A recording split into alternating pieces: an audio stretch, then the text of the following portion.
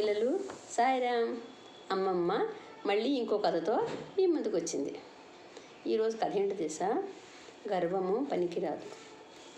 ఒకసారి నారద మహర్షి వైకుంఠానికి వెళ్ళారట. మరి వైకుంఠంలో ఎవరు ఉంటారు? వైకుంఠ లోకంలో విష్ణుమూర్తి ఉంటారు కదా. విష్ణుమూర్తికి నారద మహర్షి ఎంతో భక్తులు కదా. ఎప్పుడూ నిరంతరము విష్ణుమూర్తిని నారాయణ నారాయణ అంటూ పలుకుతూ ఉంటారు. ఇప్పుడు ఈ నారద మహర్షి ఎవరో తెలుసా మీకు? మీకు గుర్తుందా? మనం ప్రహ్లాదుడి కథ చెప్పుకున్నాం కదా. ఆ ప్రహ్లాదుడి కథలో ప్రహ్లాదుడు చంటి పిల్లాడిగా ఉన్నప్పుడు, ఉయ్యాల్లో ఉన్నప్పుడు వెళ్ళి నారద మహర్షి నారాయణ నారాయణ నారాయణ అని రహస్యంగా 3 సార్లు నామజపం చెప్పాడు. ఆయన చెవులు చెప్తే ప్రహ్లాదుడు వినేసి దాన్ని నేర్చేసుకున్నాడు. ఆ నారద మహర్షి ఈయన ఎప్పుడు 3 లోకాలు అన్ని లోకాలు తిరుగుతూ నారాయణ నారాయణ అంటూ తంబూర మీటుకుంటూ తిరుగుతూ ఉంటారు.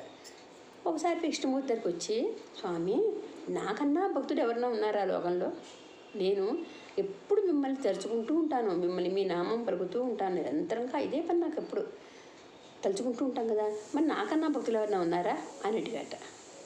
అంటే విష్ణుమూర్తికి అర్థమైంది, ఓ నారద మహర్షి తానే గొప్ప భక్తుడని కొంచెం గర్వం కలిగిందనమాట. ఆయనకి తెలియజేయాలి అనుకుని విష్ణుమూర్తి అనుకున్నారు. మరి నారద మహర్షి ఒకసారి ఒక ఊర్లో, నువ్వు చెప్పే పలానా ఊర్లో ఒక రైతు ఉన్నాడు, నువ్వు అక్కడికి వెళ్ళి ఆ రైతుని గమనించు అన్నట. సరేలే స్వామి ఎందుకు చెప్పారు, వెళ్దాం అని వెళ్ళాడు. వెళ్ళేసరికి అతనికి ఆ రైతుకు తెలియకుండా ఆ ఇంటి దగ్గర వెనక దాక్కుని రహస్యంగా అతన్ని గమనిస్తున్నట్ట. ఆ రైతు ఏంటి, ఉదయం లేస్తాడు, లేచిన వెంటనే దేవుడికి నమస్కారం చేసుకుంటాడు. నారాయణ నారాయణ నారాయణ అని 3 సార్లు నామస్మరణ చేసి పనులు ప్రారంభిస్తాడు. తర్వాత మధ్యాహ్నం భోజనానికి వస్తాడు. ఇంటికి వచ్చాక మళ్ళీ అలాగే చక్కగా శుచిగా కూర్చుని మళ్ళీ నారాయణ నారాయణ నారాయణ అని 3 సార్లు పలికి భోజనం చేస్తాడు. ఇంకా మధ్యాహ్నం పనుల్లోకి వెళ్ళిపోతాడు. పనులు చేసుకుని రాత్రి ఇంటికి వచ్చాక మళ్ళీ భోజనం చేశాక నిద్రపోతాడు కదా. నిద్రపోయే ముందుగా మళ్ళీ నారాయణ నారాయణ నారాయణ ఇంతే ఆయన పలికి నిద్రపోతాడు. ఈయన డైలీ రొటీన్ ఇంతే మాట. ఉదయం ఒకసారి, మధ్యాహ్నం భోజనం ముందోసారి, రాత్రి పడుకునే ముందోసారి. ఈ 3 సార్లు 3 సార్లు అయినా చెప్తాడు. నామస్మరణ చేసుకుని నారాయణ నామం పలుకుని మిగిలిన పనులకు వెళ్ళిపోతుంటాడు. ఆయన పనులు చేసుకుంటుంటాడు అంతే. ఆయనకి ఏంటి, నేను ఇన్నిసార్లు నామస్మరణ చేస్తున్నాను, నిరంతరంగా నారాయణ నారాయణ అంటూనే ఉంటాను, మరి ఈ రైతు ఏమిటి 3 సార్లు మాత్రం చెప్తున్నాడు కదా, ఎందుకు మరి నా విష్ణుమూర్తి ఈయన ఎందుకు నన్ను గమనించమన్నారు, ఏమో తెలియదు, అడుగుదాం పద అనుకుని వెళ్ళాడు. విష్ణుమూర్తి దగ్గరికి వెళ్ళారు. నారద మహర్షి గారు వెళ్ళారు.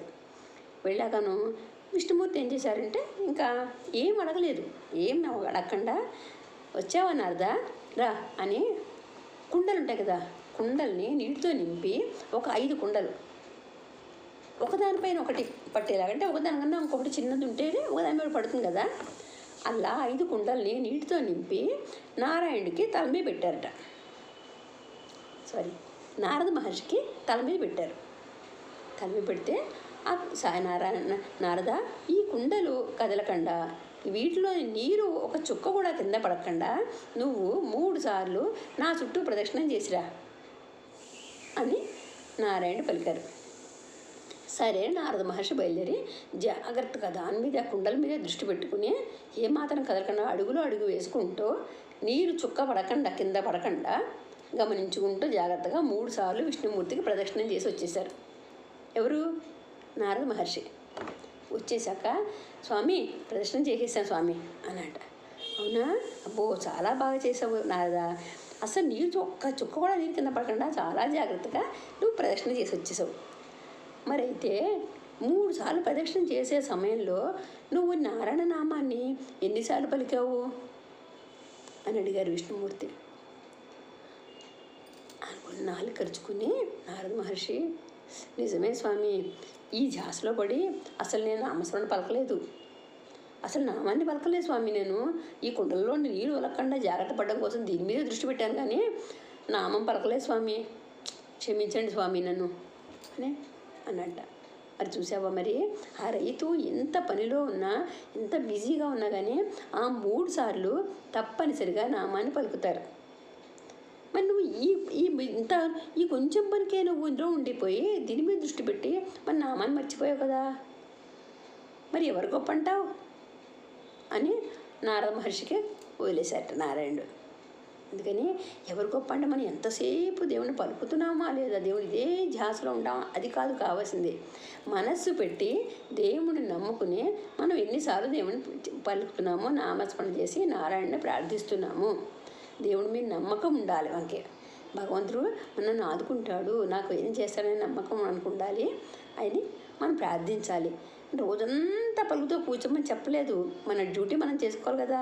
మన డ్యూటీ మనం చేసుకుంటూ ఎవరికి కష్టం కలగకుండా అందరికీ సహాయపడుతూ భగవంతుడు నమ్ముకుని అలా ఉన్నవాడికి ఎప్పుడు మంచి జరుగుతుంది. సరేనా, బాగుంది కదా. అందుకని మనం ఎప్పుడు ఇందులో ఎవ్వరూ గొప్ప కాదు.